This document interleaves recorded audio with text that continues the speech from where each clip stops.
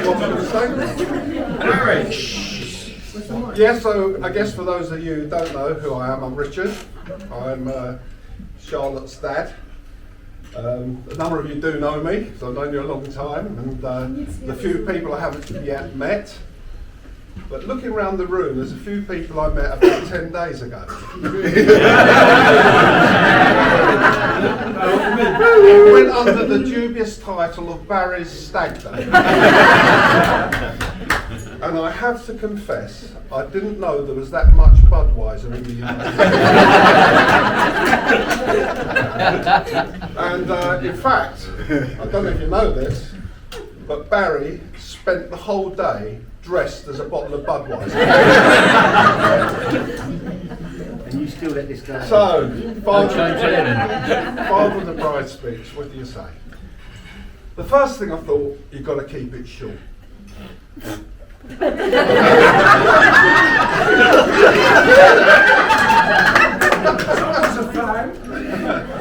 And if I needed any incentive to do that, was when Charlotte told me I couldn't have a drink till after the speech. Too late.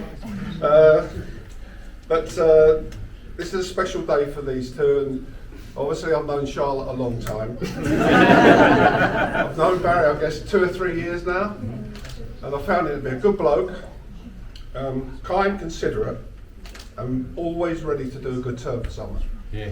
In fact, I want to tell you a story that I don't think you know, but it was about two months ago. He was driving in London, and he came around a corner, and there was a van that had obviously broken down on the side of the road, and the guy standing outside, pretty distressed.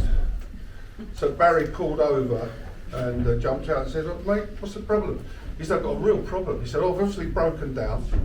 I've rung the RAC, and they won't give me a time to come. And in the back of my van, I've got 3 monkeys that I'm taking to London Zoo, which is only about 3 miles down the road." He said, "If I give you 100 quid, he said, do you think you'll take the monkeys to the zoo?" Well, Barry being Barry said, "Yeah, no problem." So they got the monkeys out of his van, put them in Barry's car, and off the guy went. Anyway, it's about 3 hours gone by, and the guy's sitting in his car, and he looks up, and he sees Barry coming towards him. And he looks again, and he can still see the monkeys in the car. He says, "Bloody hell, what's happened?" So he jumps up, flags Barry down. He said, "Barry, what's going on?" He said, "I gave you 100 quid to take these monkeys to the zoo." And he said, "No, I took them to the zoo. We had a great day." He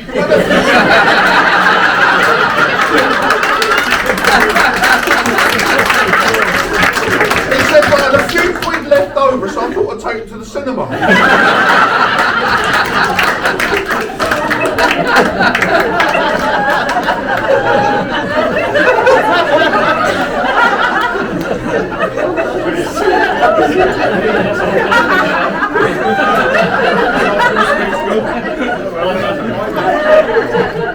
Anyway, this is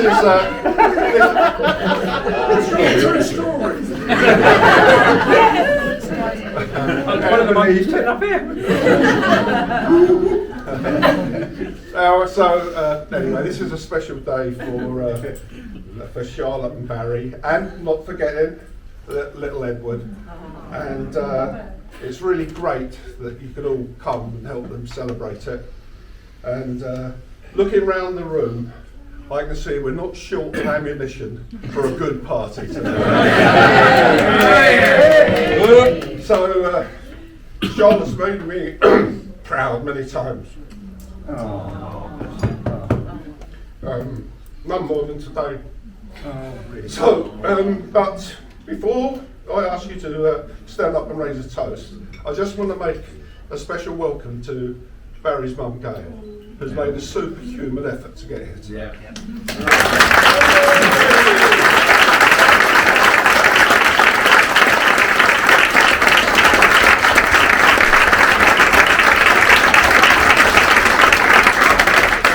So, if you join me, stand up, raise a toast. Barry, Charlotte, and Edward.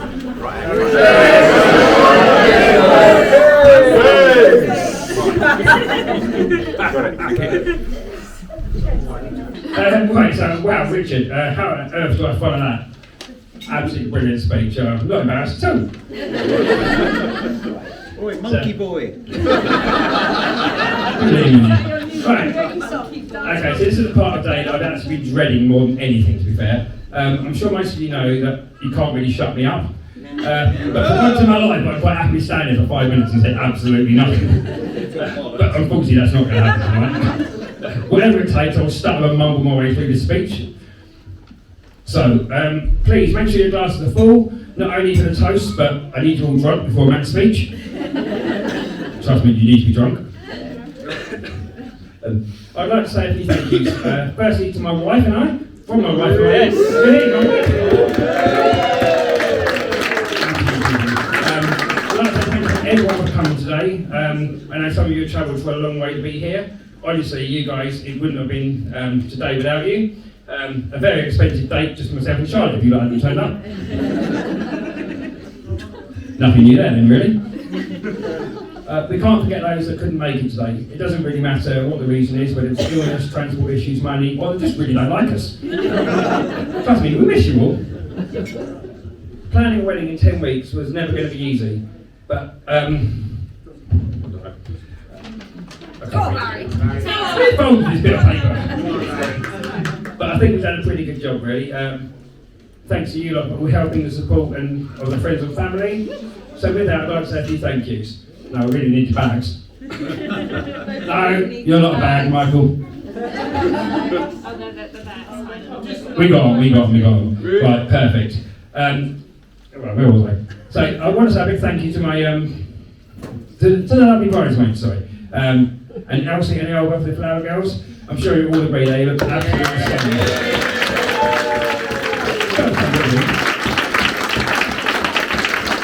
Really.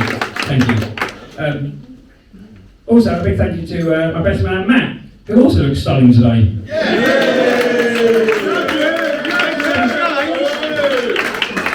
Thank you for being there for me and all my random needs. Don't worry, random needs were not sexual. That comes later. Thank you to Cole, Wayne and Malcolm for doing a great job of being ushers. And Malcolm, I'm not going to lie, I'm quite impressed you didn't lose the wings. Yeah, well, you only had them for a few minutes, but you didn't lose them. But your little trip was quite entertaining, Alan. Yeah, that was good. We're not ever going to forget that. I hope it was on camera. So also a big thank you to Trudy, otherwise known as my mum number 2. You have helped both myself and Charlotte in so many ways with this wedding, and I really don't know what we'd have done without you. Charlotte certainly wouldn't be sitting there in this beautiful dress if you hadn't have been there to support her. You have been an absolute lifesaver, and to show our thank you, we've got a little something for you, hopefully.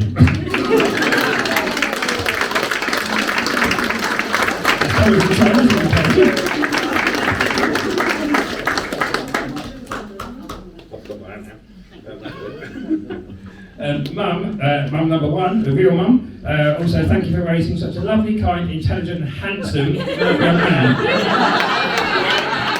Is that your brother?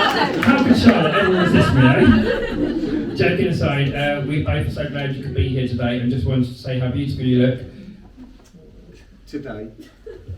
No, she always looks beautiful. Shush! I don't know what else it says. But no, thank you, Mum. Right, okay, now, Richard. Richard. Where do we start? Thank you for raising such an amazing daughter and welcoming into your family. If it wasn't for you, today wouldn't have been possible. 10 weeks ago, you agreed we should bring the wedding forward.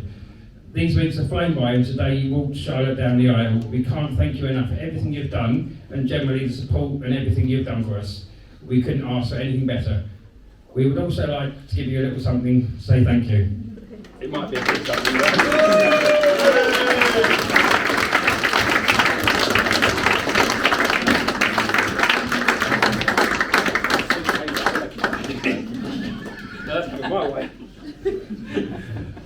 They say you should save the best for last, and that's exactly what Charlotte did. I was her last boyfriend, and now she gets the pleasure of calling me her husband. I'm sure I don't tell you enough that you're beautiful and you're just an all-round amazing person. and I'm so proud to be standing here calling as your husband. Can we all please raise a glass to my beautiful wife, the gorgeous Mrs. Monk?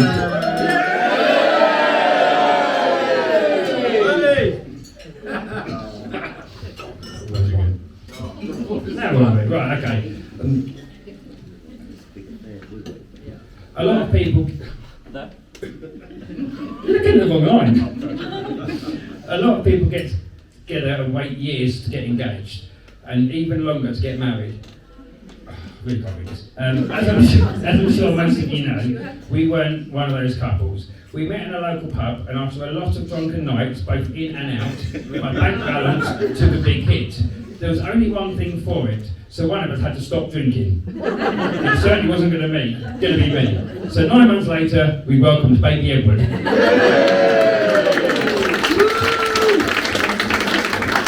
So I do need to rewind a little bit there. I missed a bit out where Charlotte spent the evening carrying her engagement ring around London. Yes, that's right. I proposed.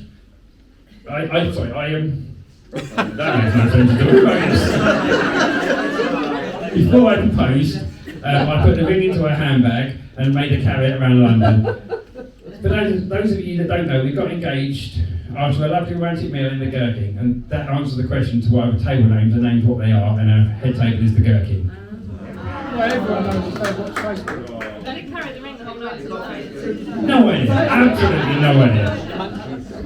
She wondered why every time she went to the toilet, I was like, I'll take your handbag. But well done, thank you for that. Made my life easier. Charlotte doesn't do cheap and likes the finer things in life. Obviously, she clearly made an exception when she met me. This has led to a lot of meals out and often a little chat with the managers when things don't quite meet Charlotte's Michelin star standards. I feel really sorry for the local manager at McDonald's. There are loads of stories I can tell you about our time together, but the sooner I shut up, the sooner that Matt's speech can be out of the way. I know I will only have myself to blame for everything that he's about to say, but before I hand you over to the best man, can we all please stand and raise a double toast? Firstly, to friends and family.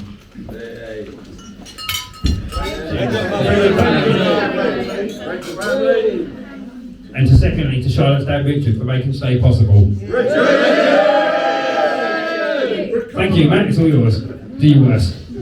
He will. We can do all friends, can't we? Unfortunately not. I've tried a few times. Thank you very much indeed. Go on, Virgil. Thank you very much indeed. Ladies and gentlemen. It is a tradition at an English wedding. Full group, absolutely.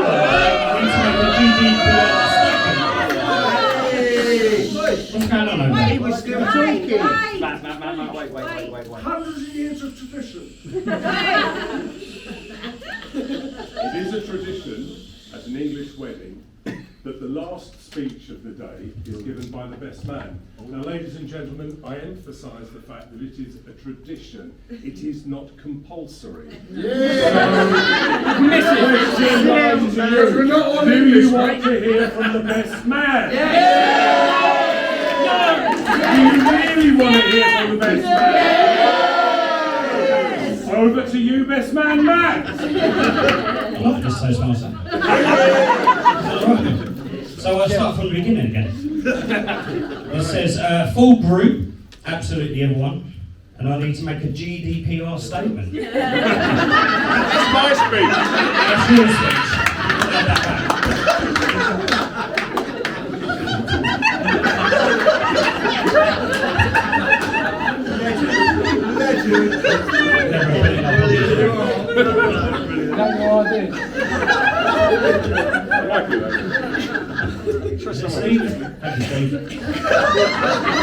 It shows someone was listening.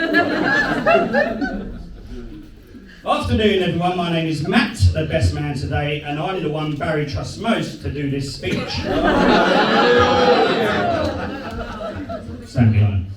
I did read somewhere that the perfect speech should be compared to a miniskirt. Short enough to keep you interested, but long enough to cover the essentials. And I know there's a sweepstake going around for how long this will be, so let's start the clock. Unfortunately, for some of you who went under 5 minutes, I've been told to speak slowly so Barry can understand this. Right, sir? Before I undertake the customary duty of giving Barry an uncomfortable few minutes, it is part of the official duty and the best man to thank Barry on behalf of his bridesmaids for his kind words and having them play a part of this really special day. I have to say that you've all scrubbed up well and done an excellent job indeed. They are only outshone by Charlotte herself, who I'm sure you'll all agree looks absolutely stunning. And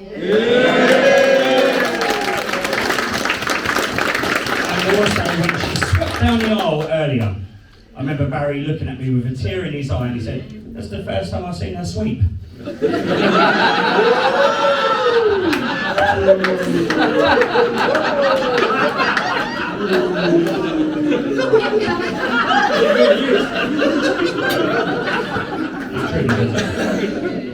I'd like to thank you all for the cards and the lovely gifts that you have brought for them.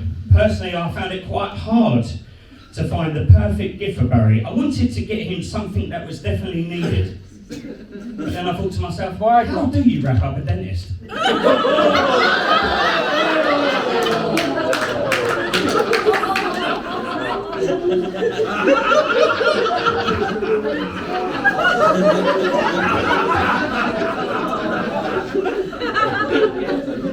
Stop laughing, mate, we can still see your dinner.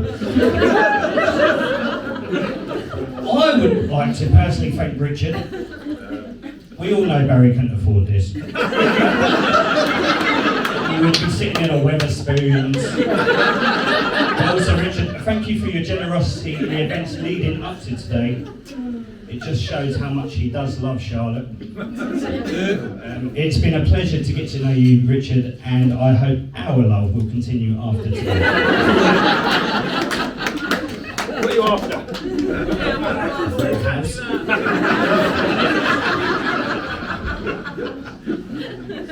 I'd like to thank the ushers, stand up boys, Malcolm and Carl, stand up.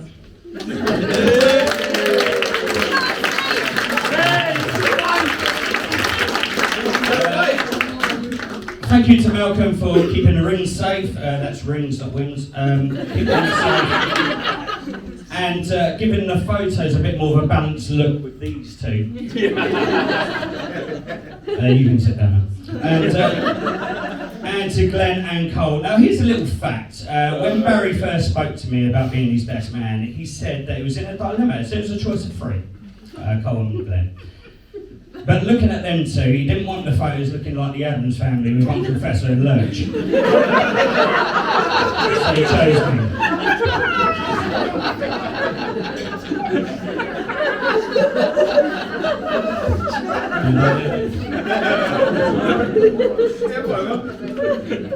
So I've mentioned to this to Barry and Charlotte, I actually have two speeches today. One is the one that it says all the nice stuff and everyone wants to hear, and then the other one gets a bit closer to the mark. So it's up to Barry which one he chooses. Oh no. A or B?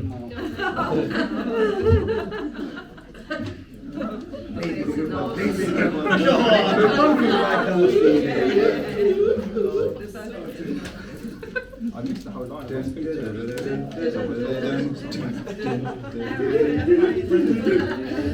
This one's available later at the bar. How much? How much do you want? Richard's going to get me a house, so.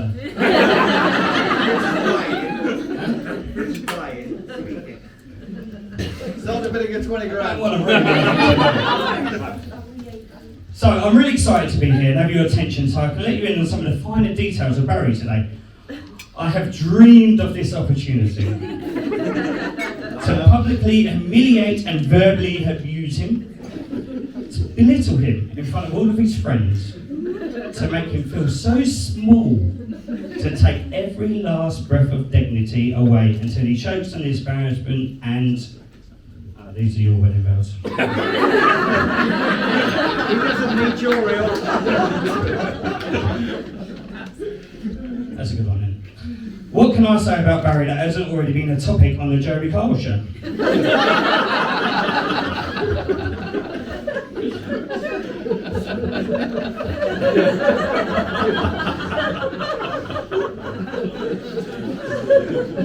It's never easy starting out in life when you've been given the name Barry.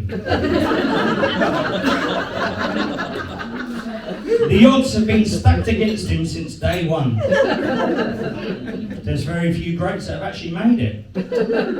Barry Chuckle. Barry Manilow. Barry One. And Barry from EastEnders. But what can I tell you about this Barry? Born in October of 1978, while Barry's mum and dad loved their new baby boy, it's not hard to believe he was a very ugly baby.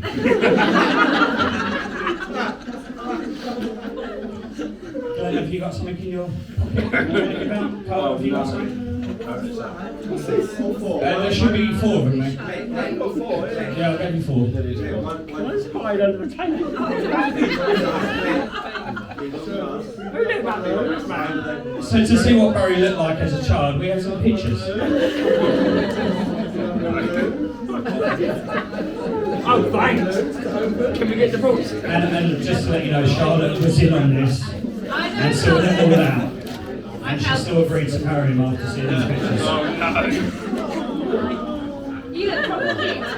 Pass them round. What went wrong? Pass them round.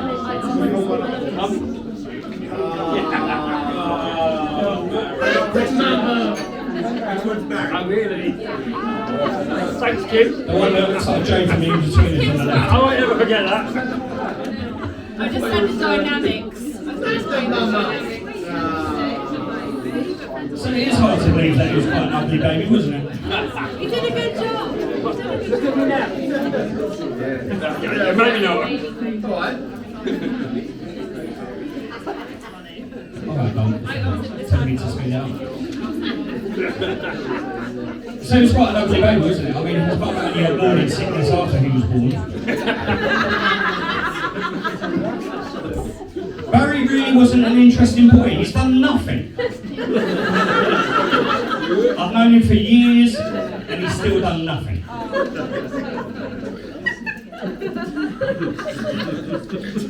I decided to look up Barry's birthday on the internet to see what momentous events took place on his birthday. Nothing. Apparently, family planning was introduced slightly after. He's always been a slow starter in life. He was always different to the other kids at playgroup. Mainly because they were 4 and he was 11.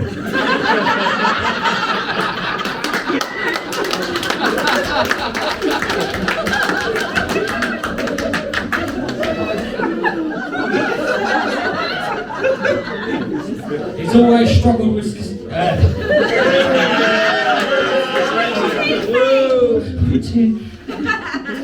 He's always struggled with dyslexia.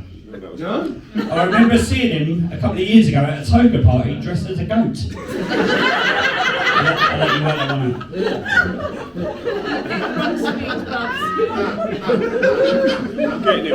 Barry's now a DJ. Well, sort of. And I couldn't help comparing this relationship to a hearsay record. Pure and simple.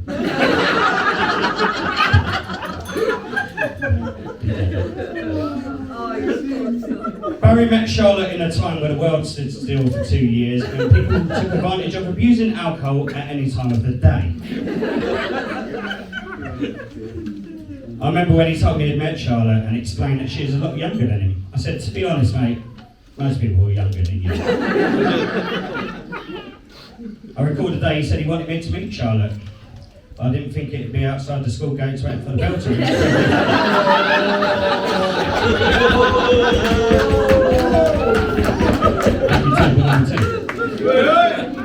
It was around Christmas time and I was invited round for dinner. And true to Barry's excellent dinners that Charlotte's always posting on Facebook, I figured we was in for a right treat. Do you remember what we had? No. Sausage and mash, yeah. We sat around this fold-up table in his front room. I remember him pulling out Charlotte's chair and pushing it back in. I thought, yeah, what a gentleman. He then tucked a napkin into her top, and I was like, oh, maybe she's a messy eater. But when he got her spoon out, when here comes the aeroplane, I was like, that's a bit too much.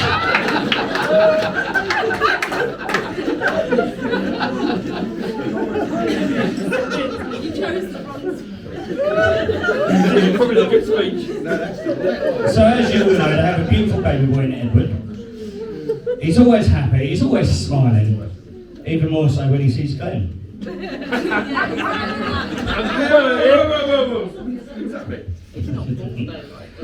I spoke to Richard earlier about Charlotte's upbringing and how she's developed into this young lady we see before her. He said she cried a lot and was only happy when she was sucking on the dummy.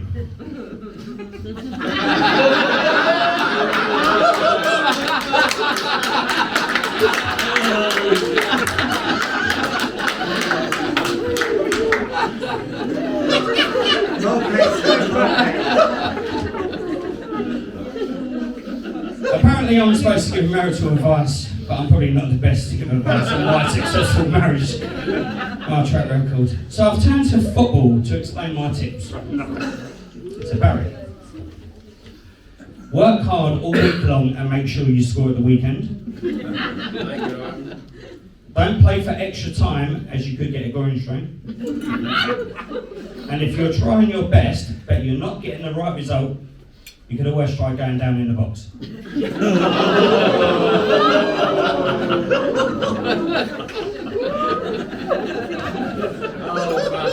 And Charlotte still with football. Try him in all positions, and if he's still useless, pull him off.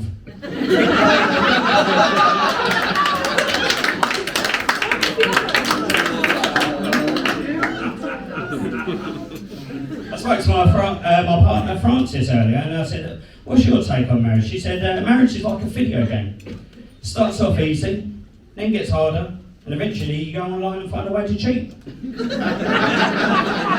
Funny times for me.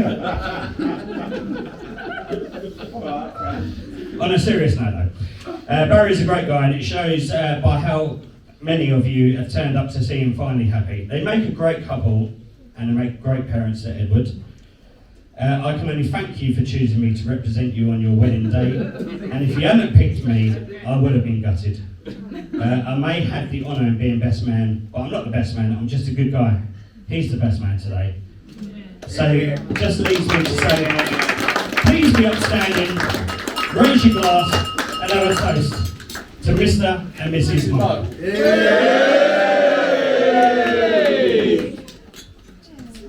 Let's get pissed.